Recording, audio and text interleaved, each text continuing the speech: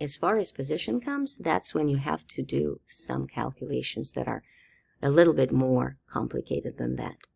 So let's say we have something dropped from a 100-meter cliff on Earth. I'm going to say that for me, this is x equals 0. And I start from that 100-meter cliff, so that's where my cliff is, the top of the cliff. Because otherwise I would have to be subtracting from 100 meters and make it a little more complicated. Since my graph is now a curve, I will need several points. It's going to ultimately be part of a parabola. So I'm going to figure out how far an object dropped from rest on Earth, where acceleration I'm approximating to be 10, falls in 1 second. In 1 second, you remember that we have this big formula. X equals the initial time plus 1/2 acceleration times squared. And we discussed I can do y if I need to distinguish that it's vertical, but just for the sake of the exercise, I already marked x. So I'm going to say x equals, since we drop, this is 0, and I just have 1/2, and I'm just going to use gt squared. So g is negative 10. Negative 10 over 2 is negative 5. I end up with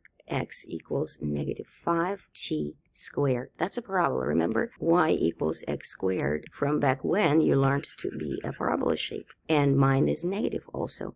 So in 1 second, we're going to end up at negative 5. I'm going to say this is negative 5. And this is 1 second. And I mark that point. If time is 2, then this becomes 4. Negative 5 times 4, that's 20. Negative 20 there. How far are we 3 seconds after the fall? I'm going to just plug in 9 for 3 squared times negative 5. That's 45. And that is 3 seconds right here. Boom, boom. Find that and continue. So something like that. Now let's see, what if we toss something upward?